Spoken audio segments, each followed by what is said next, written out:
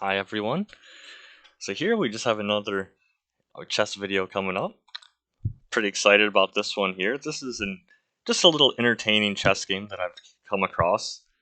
This game, this was played in 1877, so quite a long time ago. And even more impressively, it was part of a blindfold Simul. So here, it's playing the white pieces is Blackburne, who is he was one of the top players in the world, back then. And here, the fact that he's even playing multiple people while he's blindfolded just shows how strong his visualization and calculating was. And as the title of the video shows, he actually foresaw a forced checkmate in 8 moves, which isn't the longest. But I think any person who plays chess can see just how fun and interesting and exciting that is. Whenever you get a moment that's over 2 moves, I get excited. You can probably just tell in how I'm sounding. This is pretty exciting. Whenever you get mate in 8 and you foresaw it and you actually announce it, he actually announced this in the game while blindfolded, no less. So it's just an entertaining little game. I'll try not to get into too deep analysis here, but I will post a PGN. So afterwards, maybe in the video description, I'll just leave a link to that PGN. So if you want to mess around with the engine, you want to see some variations I don't cover, I'll make it easy that way. So here we just want to get started then. I don't want to make this video too much longer, but just an entertaining little game here. So just as a little background, just because I want to give credit when credit is due, one of my chess.com friends, Exterminator444, they actually sent me this game a long time ago. And so I just wanted to comment that. And when I create this PGN and I'll show it to everyone, most of it will be their annotations, but I've sprinkled in some of my own thoughts along the way. So without further ado, let's get started. So Blackburne starts with playing e4, common move. Opening principles, controls the center, looks solid. Can't complain here. We get e6, d4, d5. And if you know book moves, you should probably be familiar. This is the French defense. This is the normal variation. We get knight c3, bishop b4, and this is already a well-known variation. This is called the Winnower variation. And so what's interesting here is we actually get something that's a little different than what was known back then. Because here, he went e captures d5, and that's not the only move here. If we go back a bit, we could play e captures d5. That's playable. Bishop d3 is also playable. There's many good moves here. So the point being, of course, there's many good ways to play, but the current modern theory is not necessarily what was well known then. Because you have to remember, this is 1877. A lot of opening theory has changed since then. And so back then, at the time of this game, the common quote-unquote refutation to this, it was taught that this line that was played was actually refuting. They thought if you play e captures d5 here, they thought this was actually refuting the French defense, or at least this Winnower variation. And the reason they thought that is because their logic was, well, when you play e captures, they're going to recapture with the pawn, and this is actually just some kind of like exchange French variation thing. And in the exchange French, usually this bishop is actually on d6, whereas here, they thought the bishop on b4 was misplaced.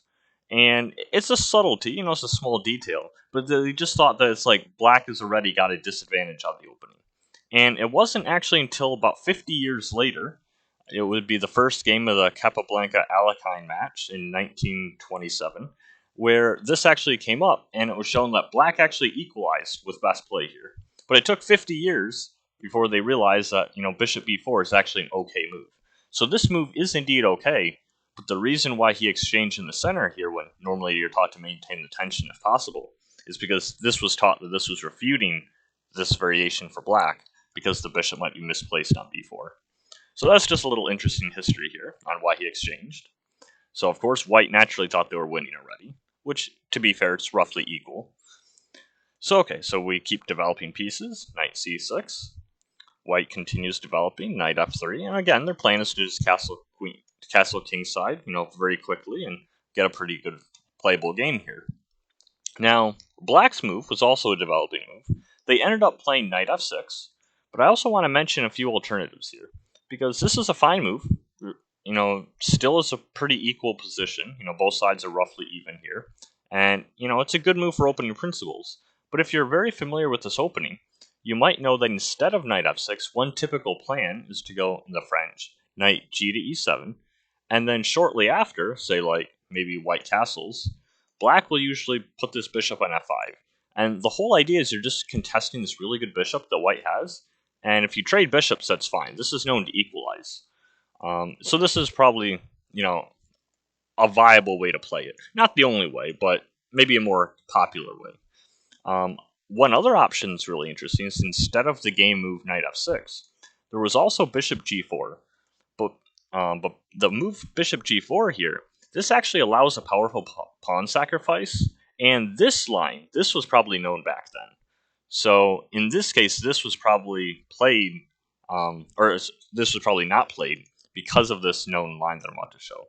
So the line here is it looks like this knight is pinned, and it looks like, black is threatening to win this pawn on d4. But the sacrifice is actually, white can actually castle here. They can actually give up the d4 pawn. And it's very dangerous to both sides, but maybe black is in a bit of trouble after this. So if they take the pawn, it's probably a mistake, because they have this in-between move, queen e1, which is a check. So black must react to this. And of course their knight is attacked, because now there's no longer a pin on the queen, and then we're threatening to recapture the knight here. And black doesn't want to lose material. So the only real logical move here to keep the balance is knight to e6. And after knight e6, white goes knight to e5. We get knight f6, pawn to h3, bishop h5, and now f4. And this is a complicated position, but white definitely has attacking chances and compensation for that one pawn. It's very dangerous to both sides. White's king is fairly exposed, as will happen whenever you push pawns in front of your king. Notice that this pawn on h3 also makes the king a little more exposed here. Most notably, there's this diagonal on the king. So it's not without weaknesses, but white has some very good attacking chances. This pawn might advance, kicking more of the black pieces back. Let's not forget the opening of the e-file here. So there's some dangerous play here.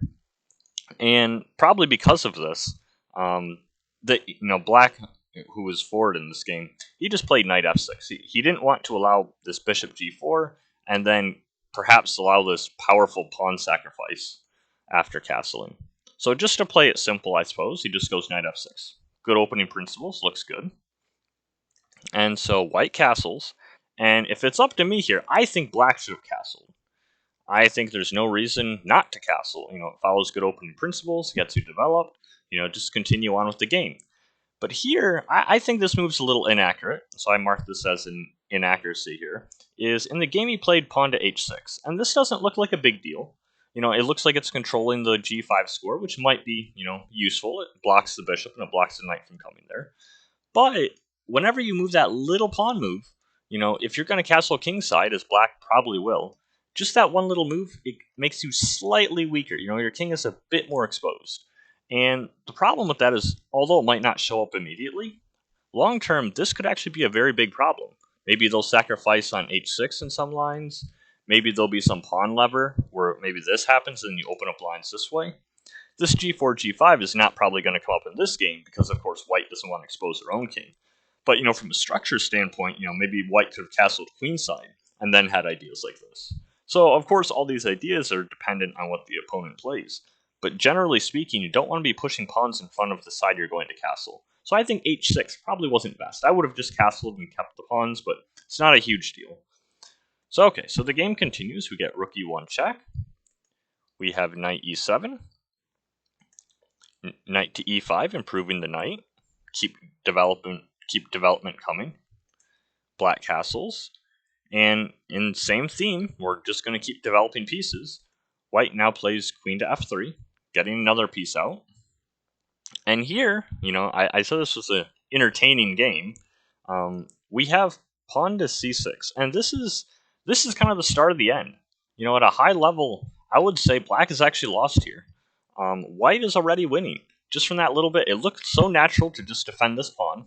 It looks like, why not? We attacked it, attacking it twice. Why not just defend it again, add a little security to it? But it was probably best if they just went knight c6 and If they want to trade on c6 and give black doubled pawns, maybe it was better than entering this. But without seeing the danger, it looks very natural to want to play this pawn move. The problem is, now, again, making use of how weak this h6 pawn move was, there's actually an immediate bishop captures h6. And we can see the problem here. Black is simply losing a pawn. They can't recapture back because then we'll give up the bishop, but black will lose the knight. And so that means that white will simply be up one pawn, the pawn they grabbed on h6. And their black's king will be very exposed, very dangerous there. So they don't want their king ripped open, so they're not going to accept the bishop. They'll just play knight to g6 and try and keep everything held together. White goes bishop g5, putting a pin on this knight. Now a lot of pressure. They're threatened to take. Queen takes, queen recaptures. And again, we're getting these doubled pawns here. Black's king would be very exposed here. So black does not want to allow that, so they must break the pin. So black plays bishop to e7. And now we get a very nice move. Very cool idea here. We get bishop captures g6. And my friend, when he sent me this game, Exterminator444, he said, I like how he continues the attack. Speaking of Blackburne, he said, I like how he continues the attack even after the win of the h6 pawn in romantic spirit. And this really captures the attacking atmosphere of the time, where he's won a pawn. A lot of people will switch to positional mode, but here we're still attacking. We're still playing a lot of pieces towards their king. So there's this recapture. We get knight captures g6. Now white is up 2 pawns, but the attack is still here. We have a lot of pieces towards black's king. Black's king is very exposed with these pawns now gone. They have to be very careful. Again, after c6, the most innocent looking move, I'd say black is already in very serious trouble here. So they play rook to f7, trying to defend the position. We get bishop captures f6, bishop captures f6, and now queen h5. Very strong. The threat, of course, is to infiltrate here, and black simply has very little they can do about it. So here they went rook to d7, and in Blackburn's own annotations here afterwards, Blackburn said that rook c7, and I'm quoting here, he says, rook c7 would, for a time, shelter him from the coming storm. And I think that's a really good way of putting it. This attack is really a big storm. It's very hard to defend this king when there's no shelter. And yes, they do have one bishop defending, and maybe these pieces can sort of get to the defense. But here, white just has so many attacking pieces and can bring in more. And quite simply put, black's queen side is just out of play. They're not going to have time to try and defend everything. Now, if for whatever reason, white is a little too cautious, or they don't know how to proceed quick enough, if black gets fully developed, black gets their pieces out, then yeah, black can easily hang on here. They can get all these pieces into play, but for the time being, it's going to take a lot of time, and that's time that they do not have. And so those pieces are more or less out of play. So white must act quickly. If they can act quickly, there's going to be no shelter for this king. So we get rook to e3. Very good move. Threatens to come over to the h file. It also threatens to double rooks. So there's a lot of threats here. They're playing very quickly, very swiftly. We get rook d7, perhaps trying to intercept this, because the bishop here, they also want to get developed, try and coordinate their pieces. White simply doubles, rook a to e1. And here we have bishop d7, which looks like it's controlling the valuable back rank here, because previously they were threatening this fork here. Yeah, you could get this, and maybe there's other ways they could continue, but even that alone, you probably don't want to be giving up your queen in that way. And so it looks good.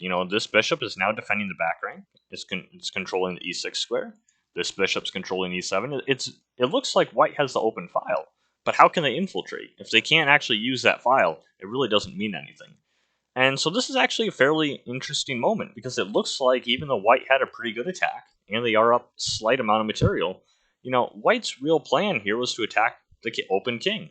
And how can they add more pieces to the attack? It's actually kind of difficult looking to do this efficiently. You can't go rook e3. This bishop is still, or can't go rook h3. This bishop is still covering that square. It looks like you can't really infiltrate any of these squares because everything seems held together. This knight is very far from the game. It's not like they can bring the knight into the attack anytime soon. So it looks like they're more or less stuck. And there's a lot of good moves. White could probably play something like knight e2, bring the knight in very slowly. But this takes time. And if they play cautiously like that, then black can also bring in defenders like the rook on a8. So here there was a very nice, move that was found. Maybe one of the star moves of the game here. And this idea is white is up by 2 points. And other than that, if it's not the material, it's the open black king that's the problem. And so I think most people would like to keep their 2-point lead and, simply have it as insurance for an endgame. But Blackburne actually calculates further. He actually finds this rook to e7 move. Very strong move. I'm actually going to give that an exclamation point, because that is a very nice move. You're literally just giving the rook back. And, at worst, if they give up the exchange, material's equal. And it looks like, well, how are they proceeding? But in fact, by doing this, by them giving up the rook in this way, the attack continues. And if you're equal material, it doesn't actually matter, because this king is going to be checkmated. And what's really interesting here is not only was this maybe some intuitive thing, if this was intuitive and he just went, well, I'll give back the rook for this attack, I'd be pretty impressed.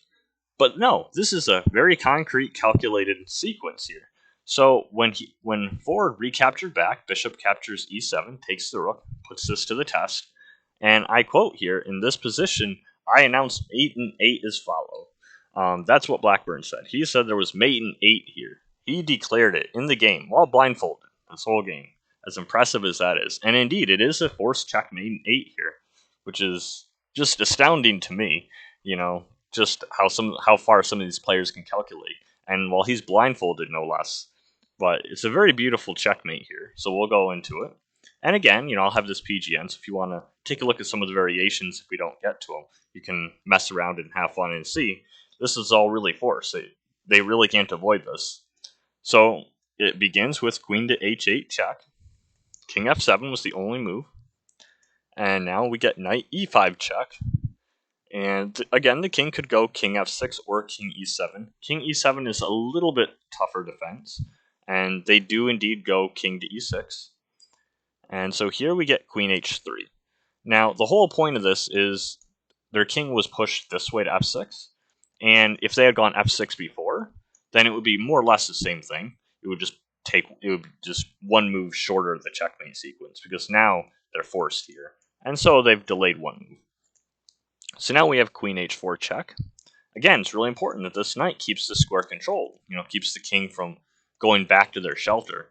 Oftentimes when you're trying to get a checkmate, you want to push the enemy king towards your side.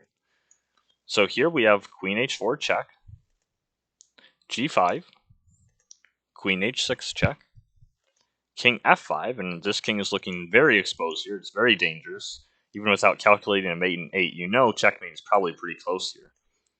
g4 check. This is all calculated to checkmate. We have king f4, and now very forcing move. They could have played a little more cautiously. The silent move, queen to h3, is also good. That is also winning. But I like this move best. It's very forcing. It's checkmate in the same number. We have rook to e4 check. And this king is really nowhere that I can go. Can't go here because the pawn is controlling this square. Can't take the pawn because the knight. Of course, it can't go here because the knight is also controlling that square. And the king can't go to g3 or e3 because this pawn on f2 is controlling. So really, there's only one legal move. And that move is, of course, accepting the rook. D captures e4. But now in doing so, we have this very pretty knight to e2 checkmate. So very nice checkmate. Mate in 8, while the whole game he was blindfolded. That is just baffling to me. But, it gives a little entertaining game. So, hope everyone enjoyed that game, found it as exciting as I have. Again, I'll post the PGN afterwards. You can just check the video description. So if you want to mess around with the PGN, take a look at some variations. I'll include a few extra, notes and things in there for those interested. And so, just a little way to sit back, enjoy a really nice chess game. I just wanted to make this video as a little change of pace, and I hope everyone enjoyed it as much as I did. Alright, thanks again, and I'll see you in the next video.